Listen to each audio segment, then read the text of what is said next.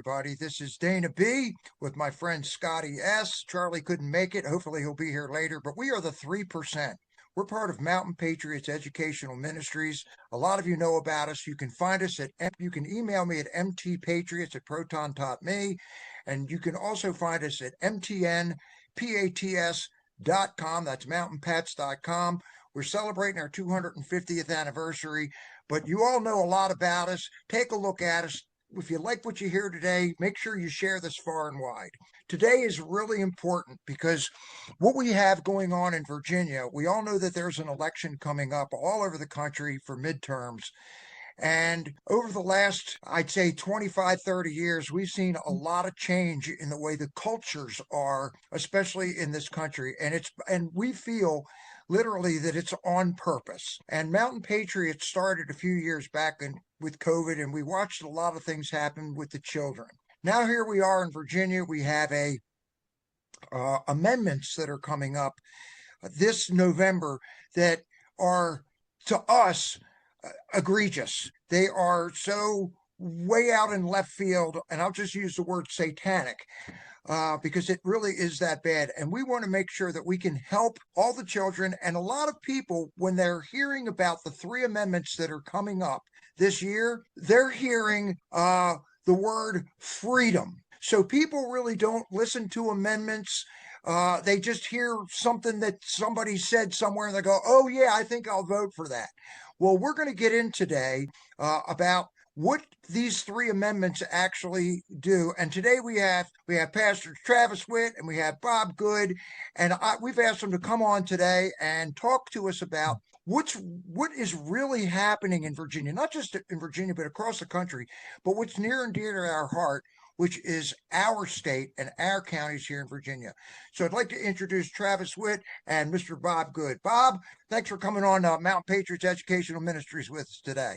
Great to be with you, Dana. Great to be with you, Scott. Appreciate you having us today. Excellent. Bob, what I'd like to do is, so people understand where we're coming from, is I'd like to have you and Travis take a couple seconds and give people a little background on who you are and why you ended up really getting into this fight for humanity and for human life. Well, I'm the former Congressman for Virginia's 5th District, former chairman of the House Freedom Caucus. I left Washington about 1.5 years ago. I'm busy with a podcast, Good for America podcast. You can find it on Spotify, YouTube, or Apple, wherever you like to follow your favorite podcast.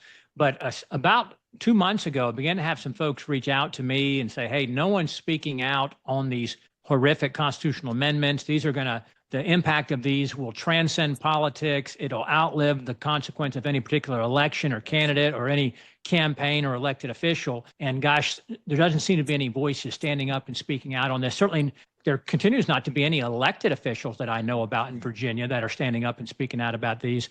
And so my wife and I began to pray about that with some other friends. And we launched an organization called Virginia Conservative Action, virginiaconservativeaction.org. Which we would like to see it be a long-term positive influence in Virginia in cultural issues, moral issues, political issues, our founding Judeo-Christian principles, and so forth. But the immediate focus, the sole focus between now and November 3rd is to inform, to educate, to mobilize, activate folks to come out and defeat these terrible constitutional amendments that are on the ballot November 3rd, with early voting starting just a month from today on September 18th. That's right.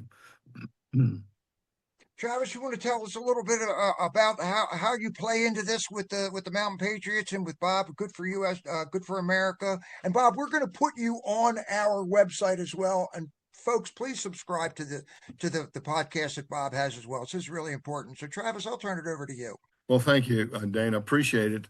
I got involved with Bob several years ago when he ran for Congress. He felt that in the election reality of what we were going to be doing a convention, that organizing the churches and getting the church out to vote for a strong congressman was the right thing to do. We were able to do that. We were able to win, and in the process of winning in that convention, we were able to see Bob become the congressman from the 5th District.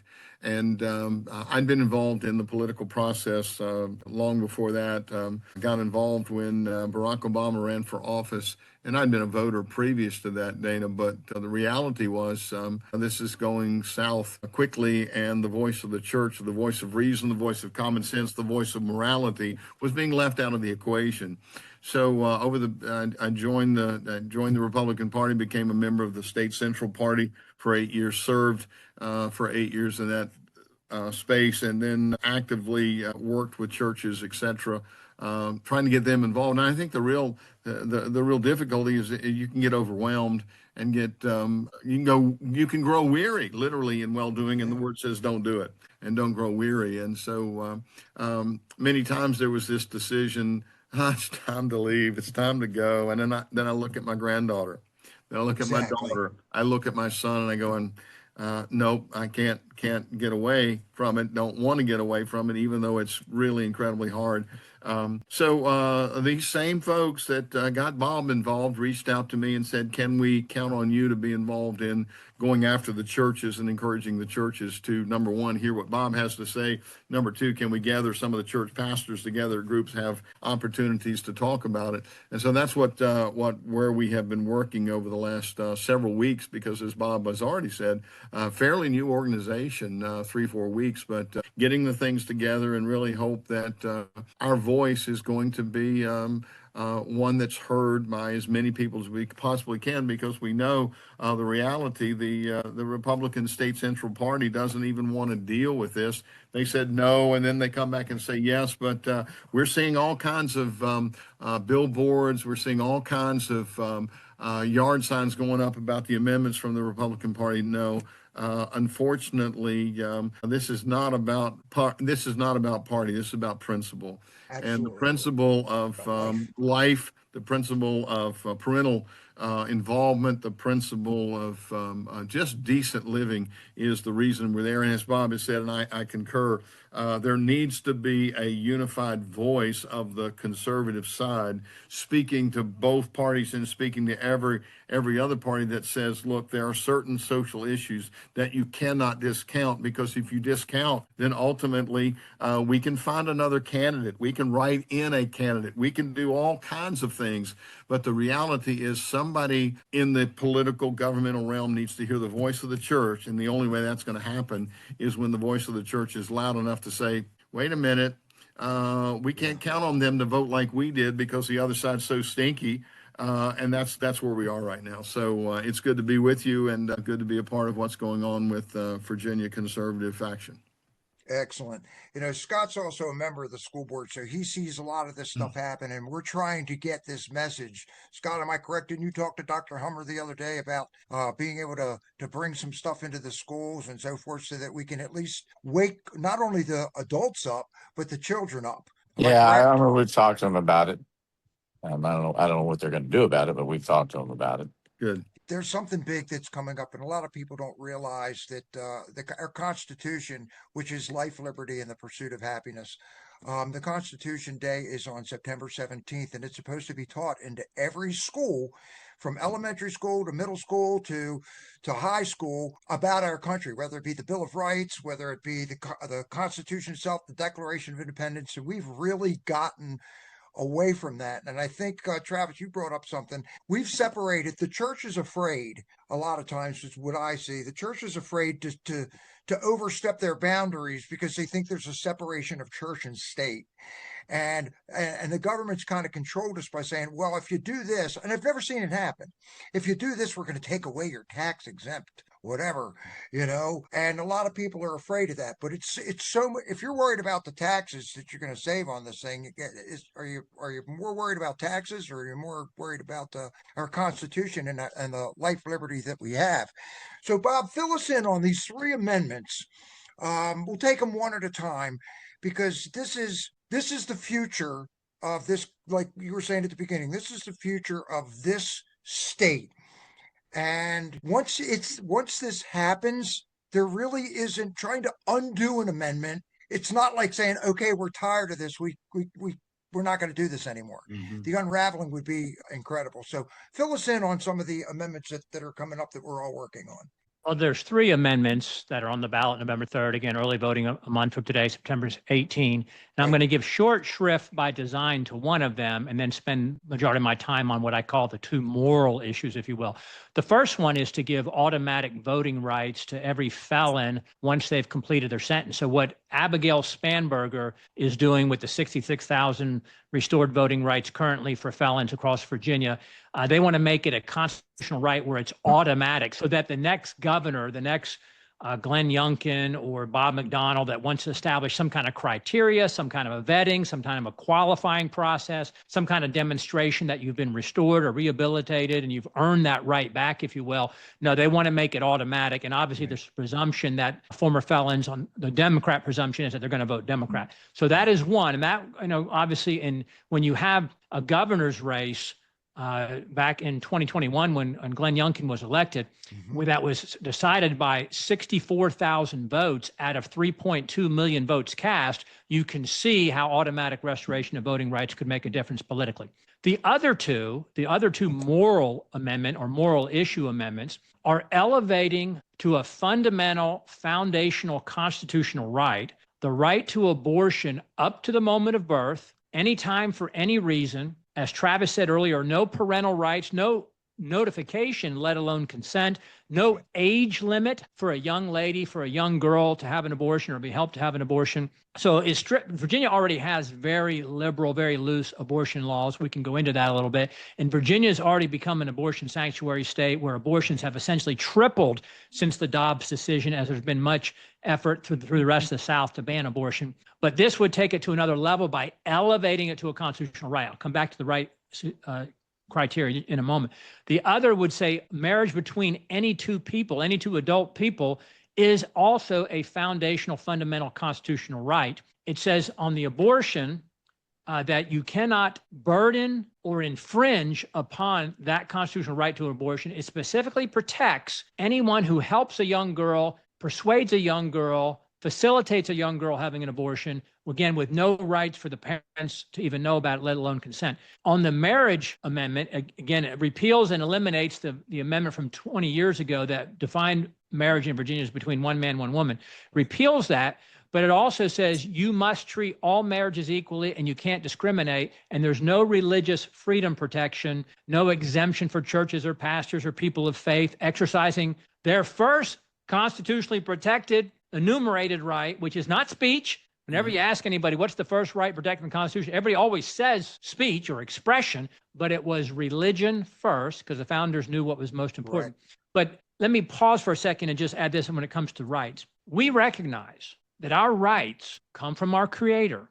As our founding document, the Declaration, which was the spirit of the Revolution that laid the foundation for the Constitution to protect those rights, it said we're endowed by our Creator with certain unalienable rights that are among these, not all of these, not solely these, but among these are life, liberty, and pursuit of happiness. And then, of course, the founders, in their wisdom, that they sought wisdom from God to do this, they said, you know what, we need to enumerate a few of those. And they went through the Bill of Rights, but they ended with, hey, every other right that's not prohibited in the Constitution, we retain that right.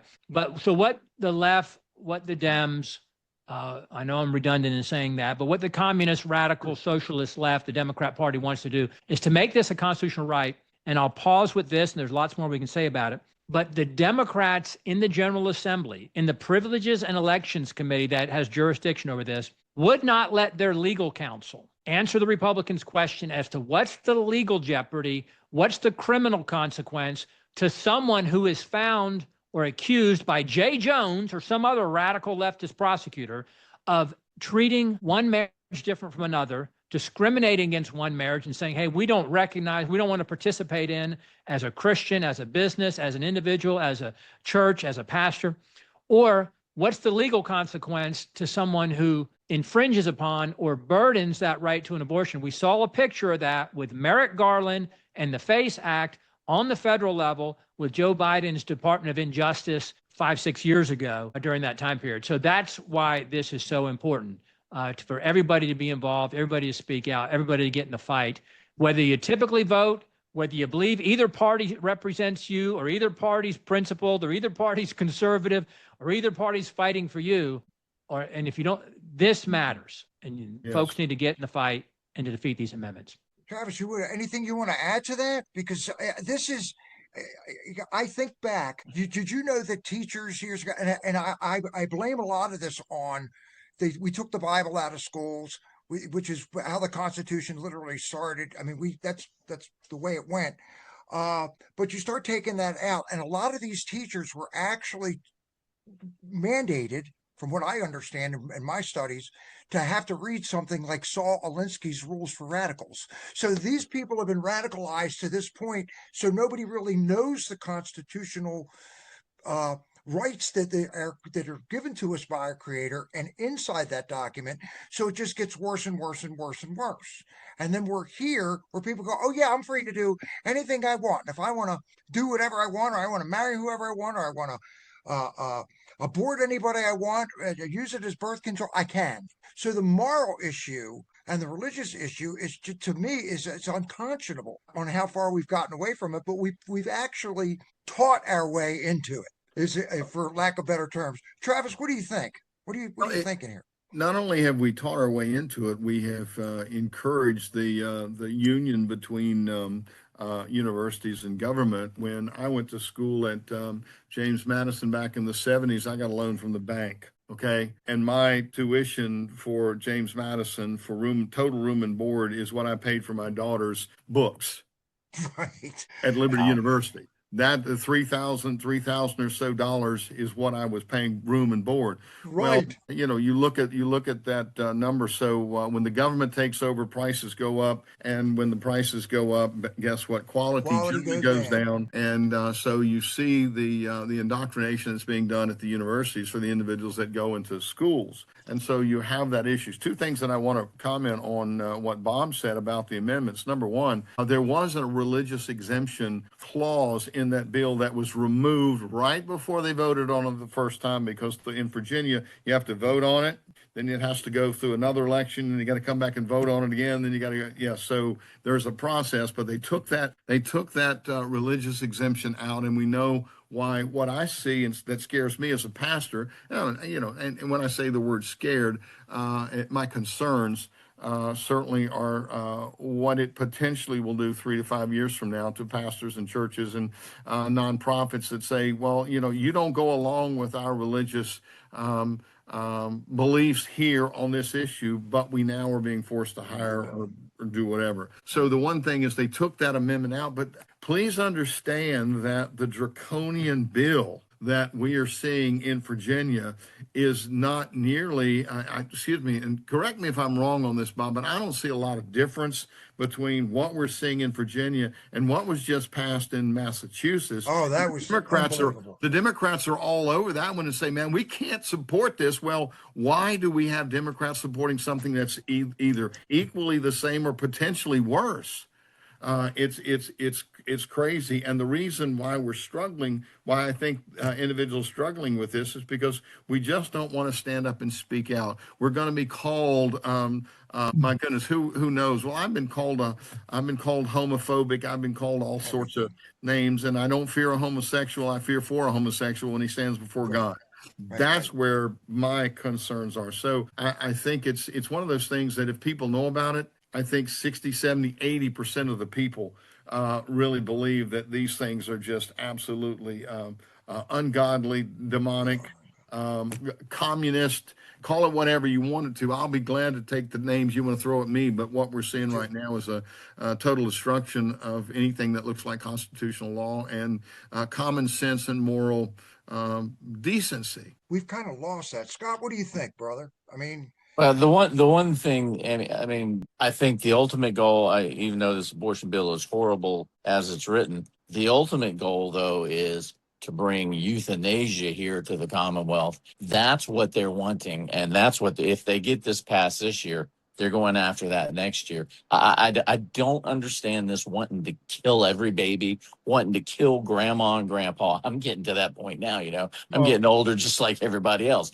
I don't want my kids saying, he's lived his usefulness. Let's just get rid of him. My pastor, he does hospice or hospice care at the hospital where he lives. And there was a man whose wife was terminal and son was terminal. And he said, my son and I are going to Canada. And they thought they were going on like a last minute trip. He says, no, we're going to Canada because they have euthanasia and they don't have it here in Virginia. And we're going up to Canada so he can take care. Those kinds of that's the horrific part of it. Sure. And to kill these babies up till the point of birth. I mean, it's just so satanic and ungodly that they want to kill a baby. Whereas if somebody shot the woman while she was pregnant and the fetus died, the guy gets charged with double homicide. It doesn't make any sense to me whatsoever. I'm just flabbergasted by it. And the one about giving the inmates their rights back. I mean, I did corrections for 36 years.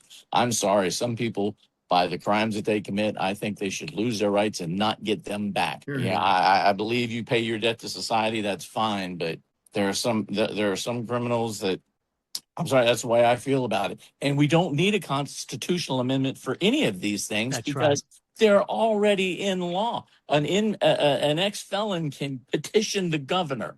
And get The Supreme Court wrongly said you can marry whoever you wanted. It is what it is, but we don't need a constitutional amendment. They're only doing this just in case the Supreme Court decides to get their aha moment and come back to their senses and undo what they did. So we don't need an amendment for any of these things. And unfortunately, I hate to say it, but the citizens of the Commonwealth, they don't always understand, nor do they comprehend the gravity of their votes. It's sad. Well, they don't understand them because nobody takes the time. We just dealt with this with the vote yes, vote no. Well, we want it to be fair. So there are people are going out there and saying, yeah, I want a fair election, but they didn't read the bill. It was just how it was worded. But coming back to this abortion thing, and because it's got ramifications that go past Virginia. I think it was a young couple in North Carolina. This is a couple weeks back. Where this young lady at 31 weeks took the morning that morning after, I think it's called UB86, I can't say the word, the drug name.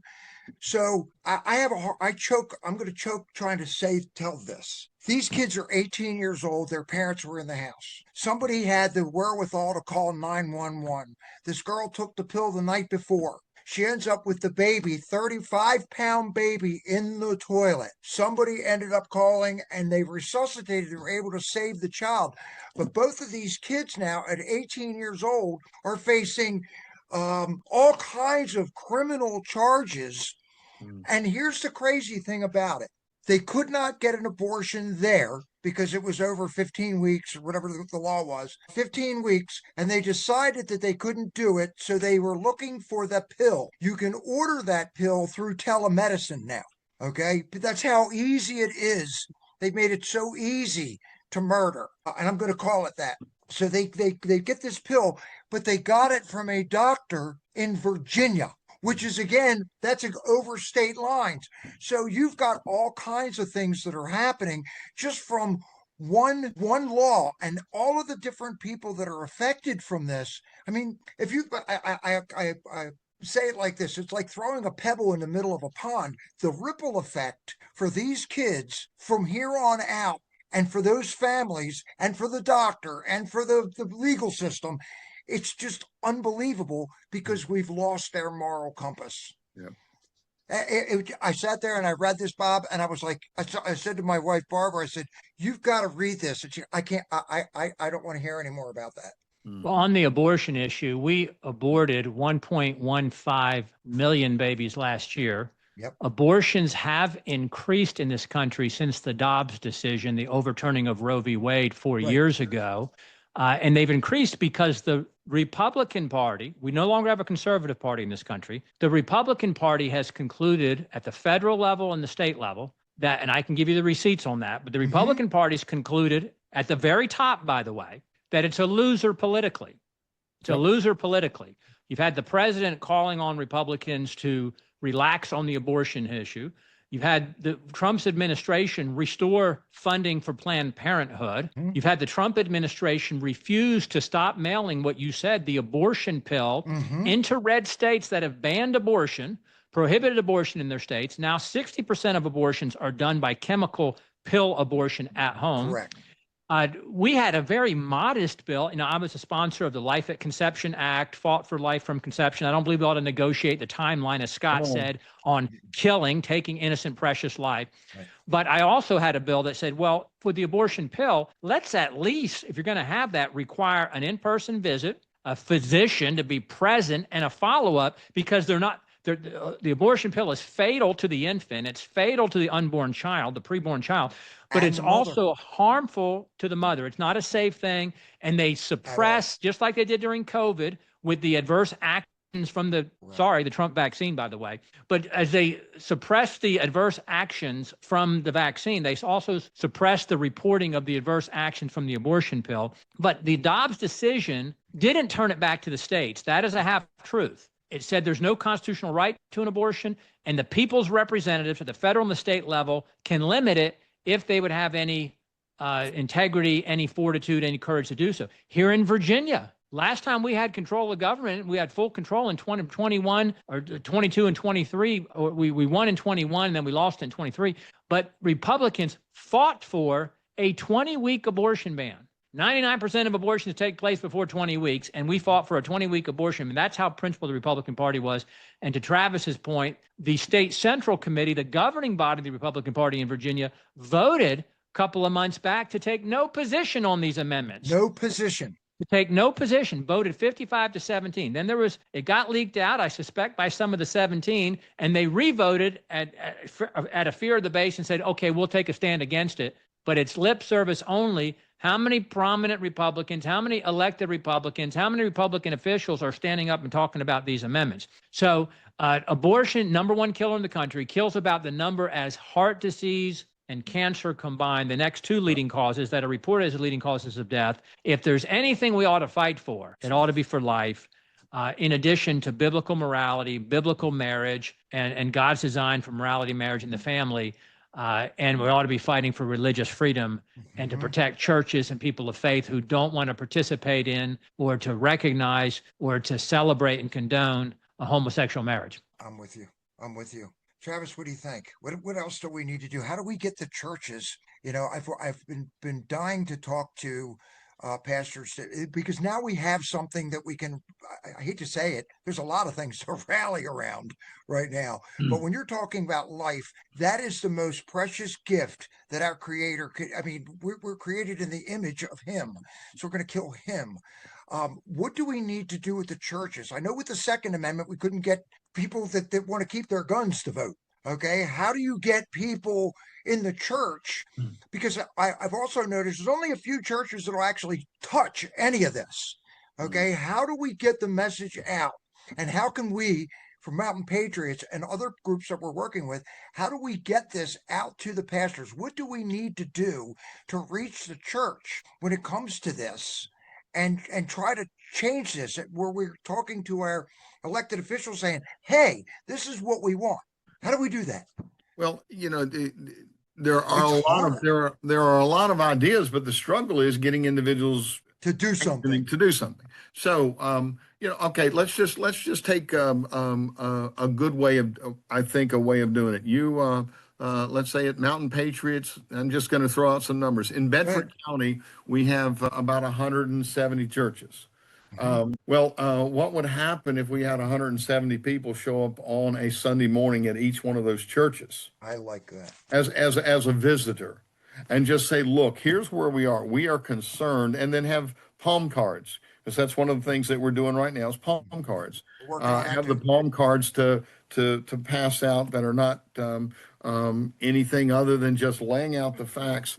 The struggle, and then there's a third component that I'm working on right now with another group here in the Lynchburg area. Every single church, nearly every single church over 50 in Virginia has a veteran.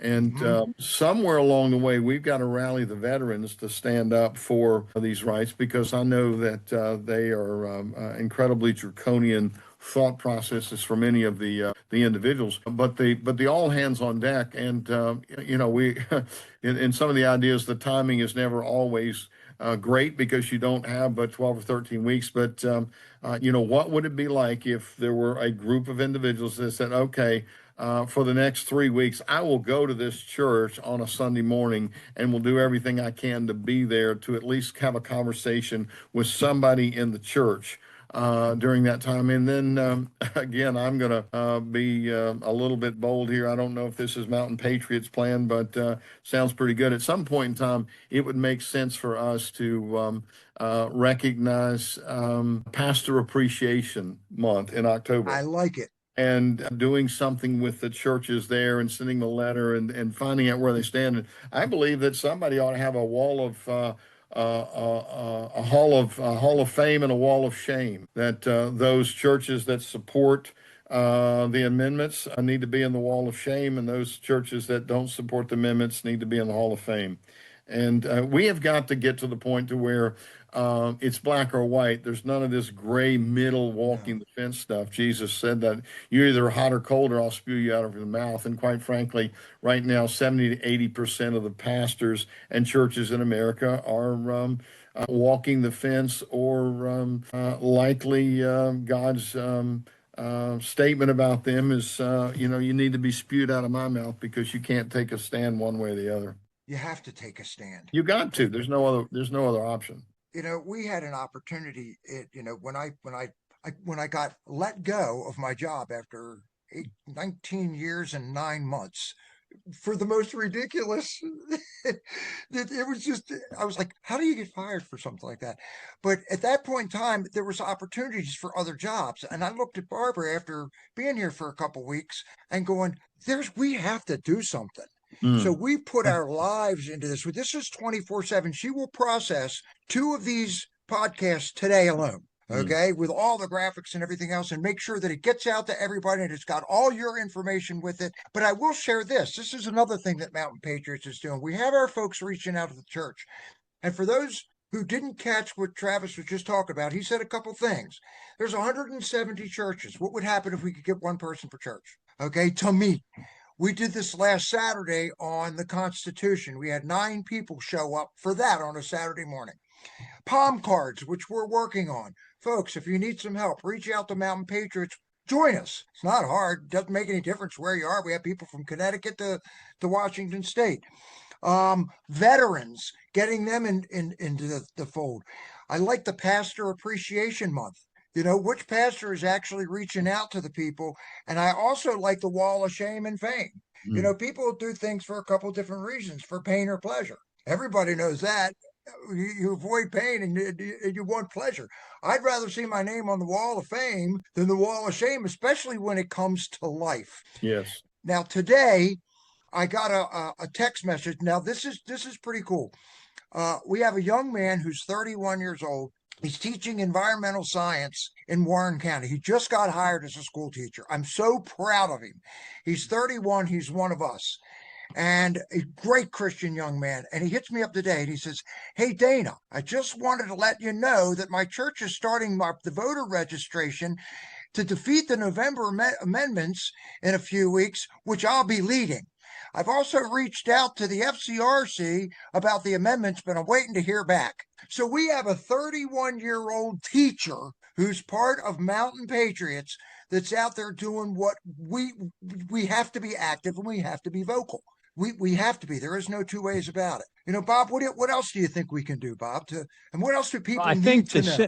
What we're sort of using as our call to action for Virginia Conservative Action, we're trying to be in a different church, as Travis said, every Sunday. We got 77 days from today as we're recording, 11 weeks out. We're 77 days out.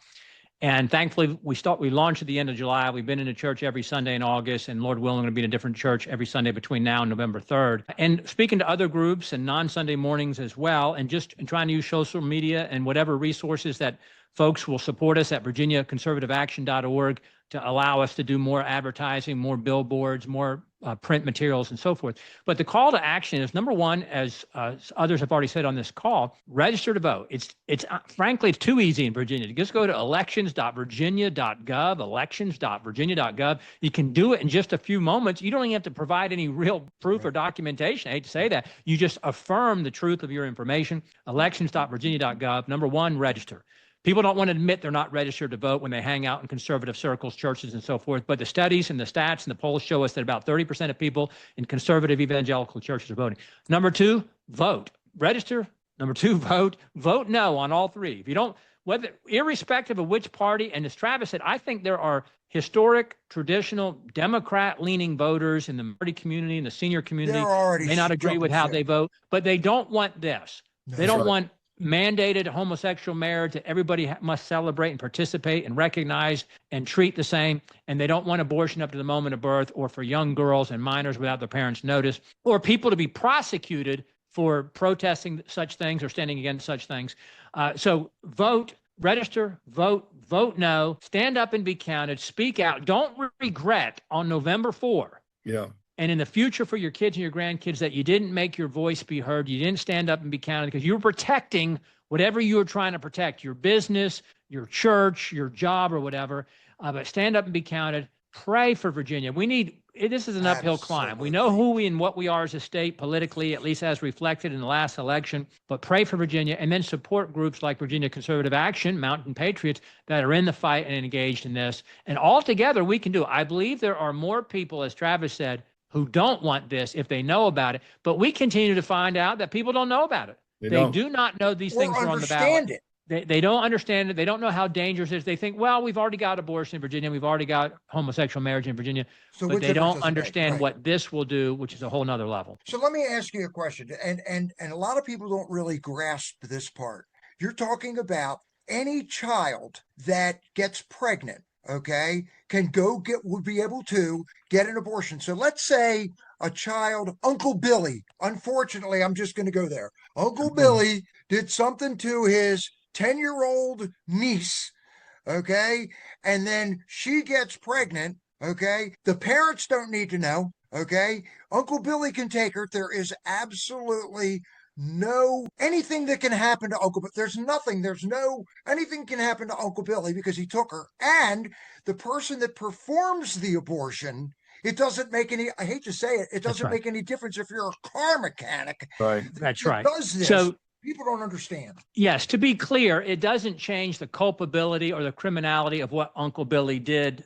Correct. In the first part of this example. Cover it up. However, the part of covering it up. So we don't let children give consent to other things in our country, in our Commonwealth, right? But we allow a child, in this case, to give consent to an abortion. So Uncle Billy, in this hypothetical example, would not be criminally culpable. Matter of fact, it specifically says he is protected in persuading and helping and encouraging and facilitating the young girl to have the abortion. I was just talking today with a conservative activist who was talking about the Northern Virginia county where it was found out where you had school personnel that were helping and facilitating and taking children to have abortion. Right.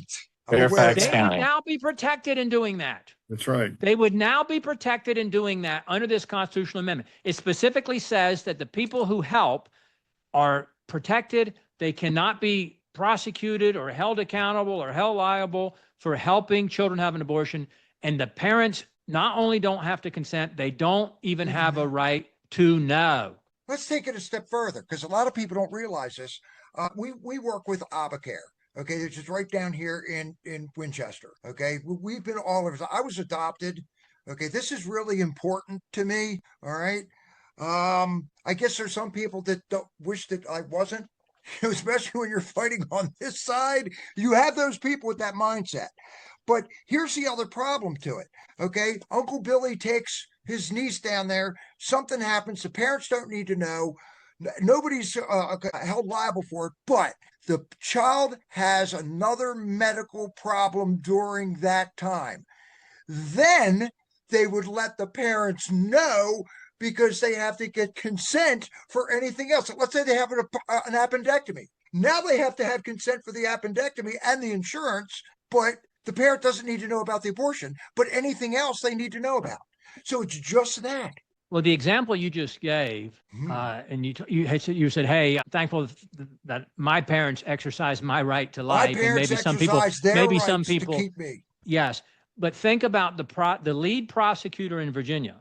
Yeah. The attorney general said that Republicans should die because they're Republicans, Or should because they're conservatives. Yeah. So that's the person who would be deciding whether or not you were criminally culpable for, quote, discriminating against or not treating equally a homosexual marriage, where you were criminally culpable for burdening or infringing directly or indirectly, it says, the constitutional right for someone to kill their child. So what you're literally saying is, because of the way our attorney general actually thinks, the person that's trying to save a life is the one that gets in trouble. Think about it, because they're going to come after you for stopping it. That's right. Okay. They're going to come after you for trying to protect a life rather than going after the person that's taking a life. It is so backwards. It blows my mind. Scott, I know you're thinking, I can usually tell that you got something that's on your mind. What's on your mind, buddy?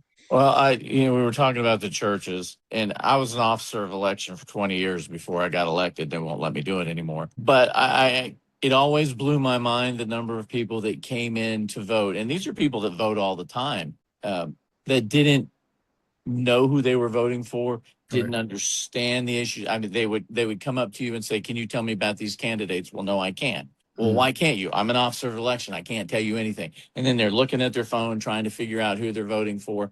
When I ran for school board, I'd go up and shake people's hands. I just vote for whoever's the first one on the list, or I don't vote for the school board because I don't have any kids in school. I said, no, but you get taxed for it.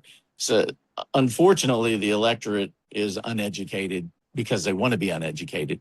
But then in the churches, I mean, how many people in the churches sit on their blessed assurance and will not go and vote because they want to keep politics out? I know when I've done my sermons and I've mentioned politics and people get mad at me. I'm like, go ahead and get mad at me. The church needs to be in the middle of the political debate because we need to be able to uphold biblical principles. And that's one thing that's people are going to these churches and they're not hearing the truth because the pastor's more worried about keeping the congregation and getting the money than preaching the truth. I preached at the Cedar Creek battlefield some years ago, and there was a visitor there. And after I got done preaching, he says, I haven't heard preaching like that in a long time. My pastor's afraid to preach like that. And I said, brother, you need to go find another church. Come on. Yep. Period. Right. We as Christians are going to have a lot to answer for if we don't start standing up and start preaching the word of God and standing up for moral and biblical values, which is what this country was founded upon. There's only one way. He's the way, the truth, and the life, and we just got to follow that way. It's right there. Life is a lot easier. We've complicated ourselves into everything out of selfishness. I have to share this with you, because then I'm going to go back to Travis, but I was talking to Pete Chambers this morning, and he said there's 4 reasons, and he was talking about the border, 4 reasons people do things: money, their ideology, coercion, and ego. They call it MICO. He says, remember MICO. There's 4 reasons people do it. It's their money, their ideology, because they've been stripped of whatever critical thinking or biblical, whatever it is. He was great. He did a great speech today, too. Coercion, they're coerced into doing it. And I feel the church is kind of coerced by the government to not do a lot of things. Or your ego.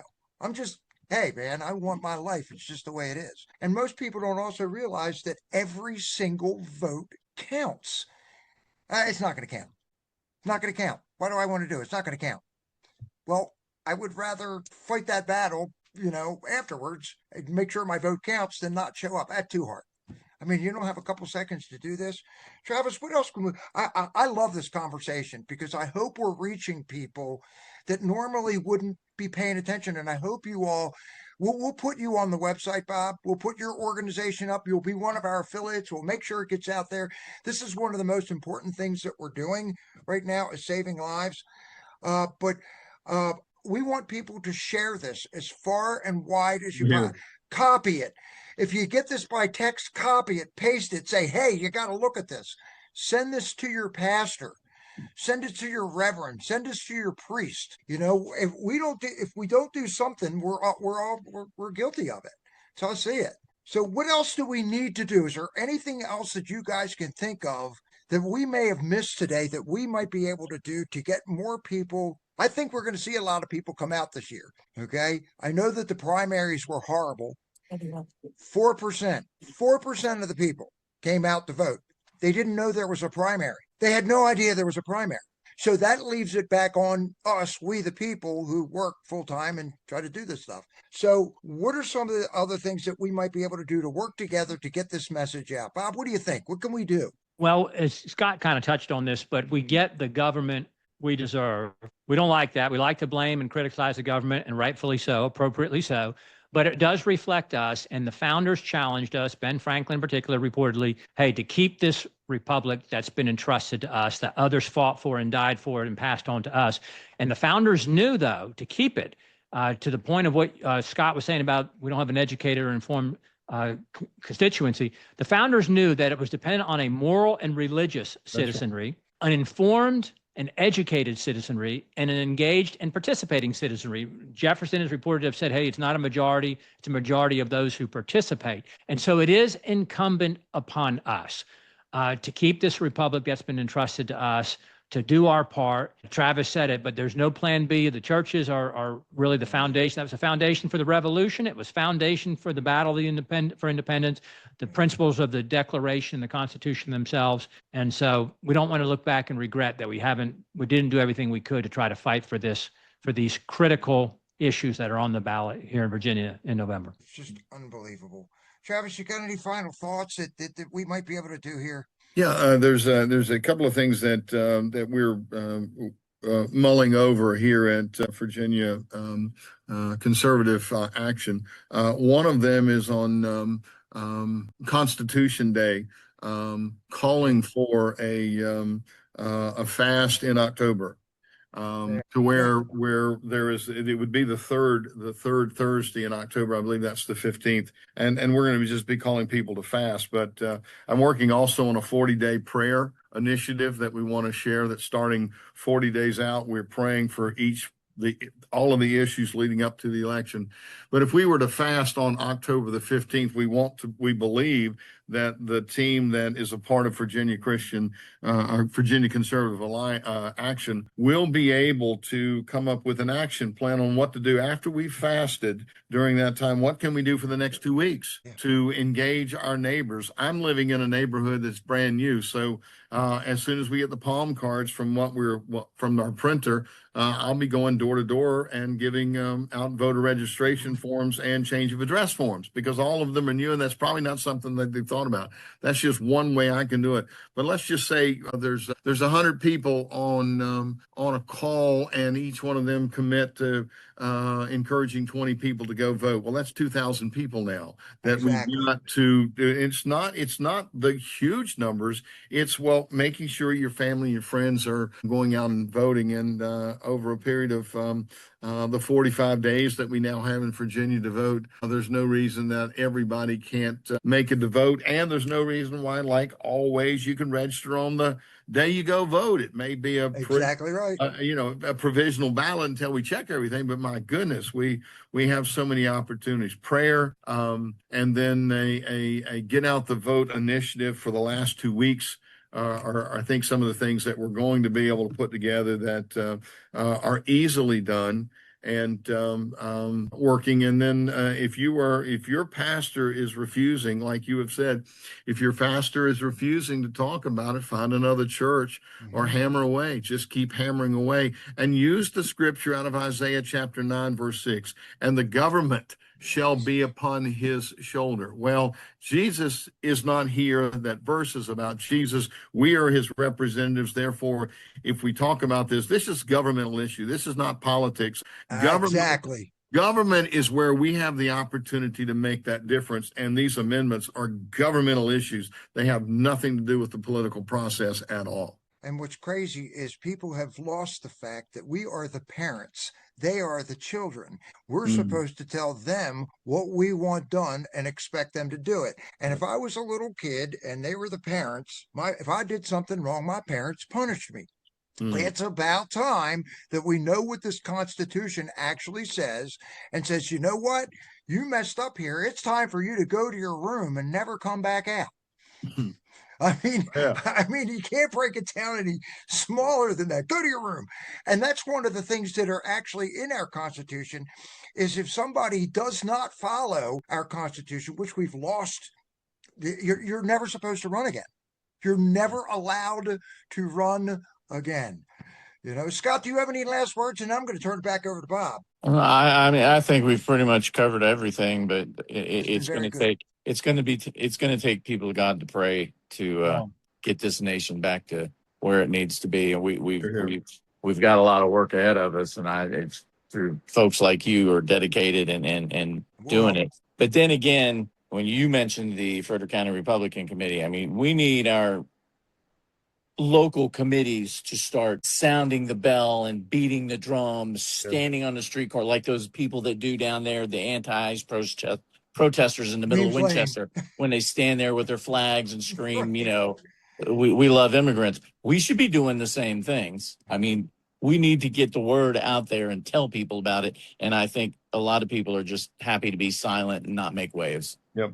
And it's gotten worse. I mean, as soon as the last year or so, you'll notice that everything's kind of slowed down. A lot of people I think some of it is the fact that most of us, or a lot of us, have done this like day in and day out. And you said it perfectly, Travis. I get to a time where I'm like, oh my goodness gracious, how much more I can't do this. And then you say, well, there's my grandson or my granddaughter or the kid across the street. I have to do this. We have been called for a time such as this. One of the things that we struggle with in Virginia is we have an election every year. Only about 3 or 4 states have that. And so that can get, here we go again. Here we go. There's no break. We're always, next year, what do we got? Local elections and state elections. Next year, what do we got? Presidential election. And so that next year, we have always but unfortunately, that's great if you love politics. But if you're one that gets burned out on it, we have been overwhelmed. I think there's only like maybe 2 or 3 states that has an election every year. And Virginia happens to be the primary one. I'm with you. Bob, I'm going to turn it over to you for some final thoughts and a prayer, if that works for you. First off, I want to thank both of you for taking time. Everything that this is, we want it to go far and wide. Okay, but any way that we can help you and vice versa, let's make sure this happens. And anybody that's watching this podcast, go to mtpatriots@proton.me, send me an email, go to our website, MTNPATS, and sign up and say, hey, I want to be part of this. I'm tired, I'm done, and I can do this. I can work for 77 days. That's a great number, by the way, a biblical number. How many times does the number 7 come up? You can't make it up. It's like 1 in 100 million quadrillion times that the number 7 just kind of pops in there. But Bob, fill us in on the last things that people really need. And if you could take us out with a prayer at the same time, that would be great. Well, I'll just say it again. Register to vote, elections.virginia.gov. Yep. Make sure you vote. Vote no on all 3. Stand up and be counted. Spread the word. Stand up and speak out. If you can get signs to put up signs. Speak out in your church. Speak out in your circles of influence. Speak out to your family on this. Pray for Virginia. As Travis said, we're calling folks to fast and pray on this. We're going to do some orchestrated efforts to that effect. And then support groups like, we're virginiaconservativeaction.org. They can go to the website. They can get more information. They can support us, help give us the resources for social media advertising, billboards, print materials. We're doing some of that, but we'll be able to do more if folks will help us out. So with that, I would just say thanks for having us, and I'm happy to close this in a word of prayer. Let me ask you real quick, though, Bob. When you're going to come Virginia Conservative Alliance, is that spelled out or VA? VirginiaConservativeAction.org. VirginiaConservativeAction.org. I want to make sure because Barbara's a perfectionist, so You're here. And she really is. We've got 3 available Sundays still, November 1 and October 25. And there's one other, Travis, I'm trying to remember if it's September 27 or October 11. But we've got 3 left. I know one's October 25 and one is November 1. But they can contact us also at VirginiaConservativeAction.org. And we'd love to come speak at your church or your organization during the week, during the evening, or whenever it might fit. Keep me in the loop with that. Travis, you and I have texted back and forth quite a bit. So keep me in the loop. If something's happening, keep me in the loop, and I'll make sure that our Mountain Patriots and other people get this as well. Good deal. Very good. Bob, if you would be kind enough to take us out and bless this little meeting that we had today. We thank you for Mountain Patriots. We thank you for Dana and Scott and their willingness, Lord, to stand in the gap, to stand up and be counted, to stand up and be heard, to fight for the things that matter most for our country and for our Commonwealth. Lord, we thank you for the constitutional republic that's been entrusted to us. We thank you, Lord, for those who fought and died and served, Lord, so that we would be free, so that we would have what we have today, which is unlike any place else. Where you've allowed people to choose their form of government, to govern themselves, to be governed by a founding document, by a constitution. Lord, we just pray for Virginia. We pray that you'd bring revival in our churches, you'd bring revival in our communities, Lord, and that you would raise up people to defeat these constitutional amendments for our kids and our grandkids. We ask this in Jesus' name. Amen. Amen. Guys, Amen. I want to sincerely thank you. God bless you both. I look forward to working with you quite a bit. Okay. And we have a lot of context. Let's make sure that we do this. And until next time, folks, as Scott, he'll tell you, this is another one of our Mountain Patriots Educational Ministries podcasts. And this one Is is in the book. Have a blessed day, everybody. Thanks, guys. Thanks, guys. God bless.